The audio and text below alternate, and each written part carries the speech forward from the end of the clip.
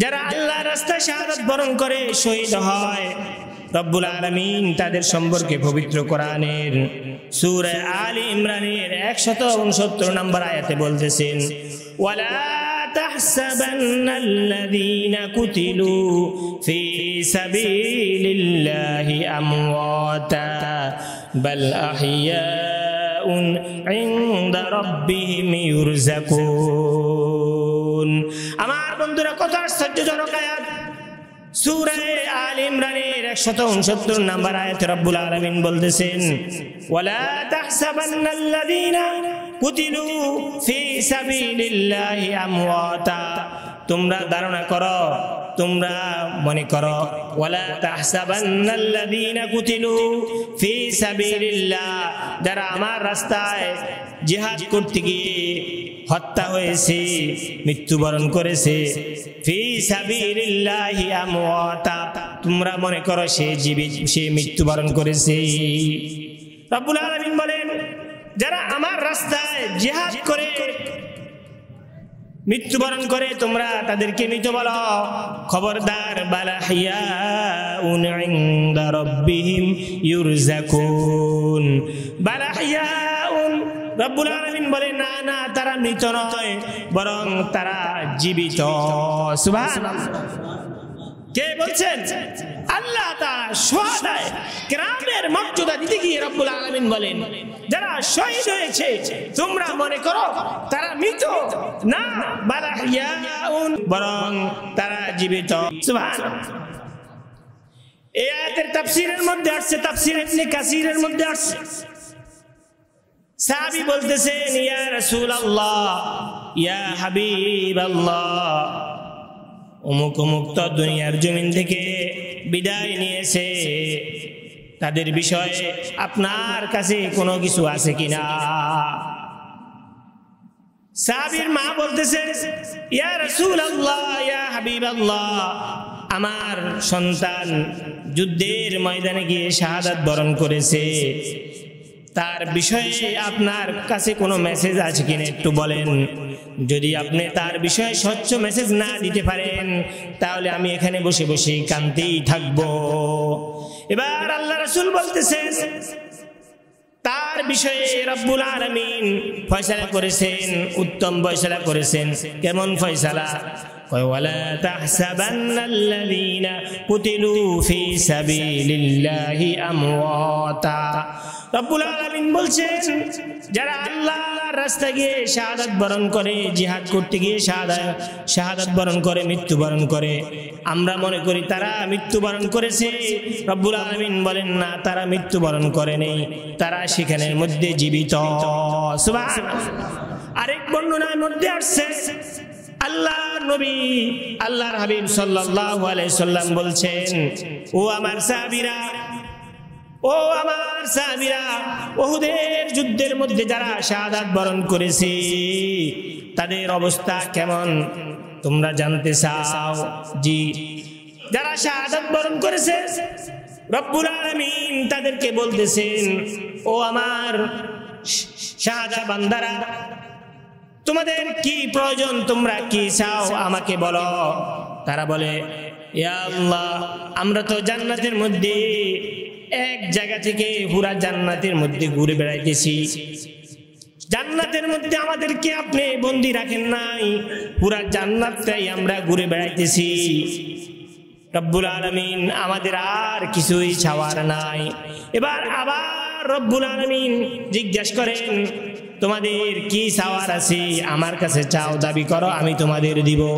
এবার তারা আবার বলেন, ইয়া রাব্বাল আলামিন, ইয়া আহকামাল হাকিমিন, আমরা জান্নাতের মধ্যে সবুজ নাজ নেয়ামতের মধ্যে আছি, যখন মন চায় যেটা মন চায় সেটা খাইতে পারি, নদীর মধ্যে আমরা পানি খাইতে পারি, মধুর নহর আমাদের জন্য দিয়ে রেখেছেন, আমাদের আর কিছুর প্রয়োজন নাই। এবার রব্বুল আলামিন আবার জিজ্ঞেস করছেন, ও আমার শাহাদা বান্দারা, তোমাদের কি প্রয়োজন, কি লাগবে আমাকে বলো। এবার তারা চিন্তা করলো, রব্বুল আলামিন আমাদেরকে বারবার জিজ্ঞাসা করে, আমাদেরকে বারবার জিজ্ঞাসা করতেছে। আমাদের মনে হয় এই জিজ্ঞাসা আর বন্ধ হবে না। এবার তারা বলতেছে, ইয়া রব্বুল আলামিন, ইয়া হাকামাল হাকিমিন, আপনার কাছে আমার আকুতি, আমাদের আকুতি, আপনি আমাদের রূহটা আমাদের দেহের মধ্যে আবার দিয়ে দেন, আমরা আবার আপনার জন্য দুনিয়াতে যাই, আবার দুনিয়াতে গিয়ে আপনার রাস্তায় শাহাদাত বরণ করিনি। সুবহানাল্লাহ। ইয়া রাব্বাল আলামিন, আমাদের দেহের মধ্যে যদি আবার রূহ দিয়ে দেন, তাহলে আমরা দুনিয়ার জমিনে আবার যাব, আবার গিয়ে আপনার রাস্তায় শাহাদাত বরণ করব, আমাদের মনের এই ইচ্ছা। রব্বুল আলামিন তখন বলেন, তাহলে তোমরা কি বলতে চাও? এবার তারা বলতেছে, আমরা জান্নাতের মধ্যে যেমন ভালোভাবে আছি, যে অবস্থায় আছি, যদি আমাদের ভাইরা জানতো, যদি আমাদের দুনিয়াতে থাকা ভাইরা যদি জানতো, তাহলে তারা আল্লাহর রাস্তায়, আপনার রাস্তার মধ্যে জিহাদ করে শাহাদাত বরণ করার জন্য পাগল হয়ে যেত, জিহাদ থেকে মুখ ফিরিয়ে যেত না। তাফসীর ইবনে কাসিরের মধ্যে আসছে, সাথে সাথে আল্লাহ তাআলা বলেন, তোমাদের এই আকাঙ্ক্ষা, এই আকুতি তোমাদের ভাইদেরকে আমি জানিয়ে দিতেছি। সাথে সাথে আল্লাহ তাআলা এই আয়াত নাজিল করলেন, ওয়ালা তাহসাবান্নাল্লাযীনা কুতিলু ফি সাবিলিল্লাহি আমওয়াতা।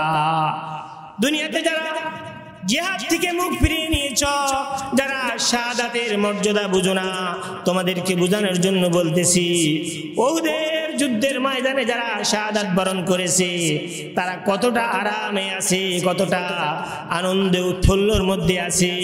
তারাই বলতেছে, যদি তোমরা জানতা, তাহলে তোমরা সবাই আল্লাহর রাস্তায় জিহাদ করে শহীদ হওয়ার জন্য পাগল হয়ে যাইতা। সুবহানাল্লাহ। এই আয়াতের শানে নুজুল, জিহাদের গুরুত্ব, সাহাবায়ে কেরামের মর্যাদা। আমার বন্ধুরা, শুধু তাই নয়, আল্লাহ রাসূলের সাহাবী, আল্লাহ রাসূলের চাচা হযরত হামজা, আমির হামজা রাদিয়াল্লাহু তাআলার ঘটনা মোটামুটি আমাদের সবাই জানা। বিয়ে করে এসেছে, বাসর রাত্রেও বাসর করতেছে, এখনো গোসল ফরজ হয়েছে, এখনো গোসল করে নাই। এমন সময় ডাক আসছে, কে আছো ঘরের মধ্যে? আল্লাহ রাসূল জিহাদের জন্য ওদের ময়দানে ডাক দিয়েছি। আমার বন্ধুরা, আমির হামজা রাদিয়াল্লাহু তাআলা আনহু গোসল ফরজ, কিন্তু গোসল করে নাই। জিহাদের ময়দানের সাথে সাথে আল্লাহর রাস্তায় জিহাদ করার জন্য বাইরে হয়ে পড়েছেন। লম্বা ঘটনা সংক্ষেপে বলি, আল্লাহ রাস্তায় জিহাদ করতে গিয়ে সে শাহাদাত বরণ করেছে। আর যখনই শাহাদাত বরণ করেছে, আল্লাহ রাসূল সবার দেহগুলা, শুহাদায়ে কেরামের সবার দেহগুলা এক জায়গায় আনতে গিয়েছেন, কিন্তু আমির হামজা রাদিয়াল্লাহু তাআলা আনহুর দেহটা একটা উঁচা টুলার মধ্যে আছে, আর সেখান থেকে টপ টপ করে পানি পড়তেছে। আল্লাহ রাসূল অবাক হয়ে গেলেন, এতজন শহীদ হলো, কারো শরীর থেকে পানি এভাবে ঝরতেছে না, কিন্তু আমার চাচা আমির হামজার কেন শরীর থেকে পানি ঝরতেছে? সাহাবায়ে কেরামকে বললেন, ও আমার সাহাবায়ে কেরাম, তোমরা আমার চাচার, আমার আমির হামজার বউকে জিজ্ঞাসা করো, বিবিকে জিজ্ঞাসা করো, কি ঘটনা, কি আসল কারণ। এবার যখন বিবিকে জিজ্ঞাসা করা হয়েছে, বিবি বলতেছে, ইয়া রাসূলুল্লাহ, ইয়া হাবিবাল্লাহ, আপনার আমির হামজা বাসর রাতে বাসর করেছেন, কিন্তু তার কাছে যখন কানের মধ্যে আপনার এবং আল্লাহর ডাক চলে এসেছে, আর একটা মিনিটও দেরি করেন নাই, সাথে সাথে জিহাদের ময়দানে চলে এসেছেন। আল্লাহ রাসূল বলেন, ও আমার সাহাবীরা, তোমরা সবাই শুনে নাও, আমির হামজা দুনিয়াতে গোসল ফরজ হয়েছে, গোসল করে নাই, কিন্তু জিহাদে চলে এসেছে আল্লাহ তাআলার আদেশ পালন করার জন্য। আর আল্লাহ তাআলা আমির হামজার প্রতি এত খুশি হয়েছেন যে তাকে দুনিয়ার জমিনের মধ্যে ফেরেশতার মাধ্যমে আল্লাহ তাআলা গোসল করাইয়া দিয়েছেন। সুবহানাল্লাহ। শাহাদায়ে কেরামের মর্যাদা।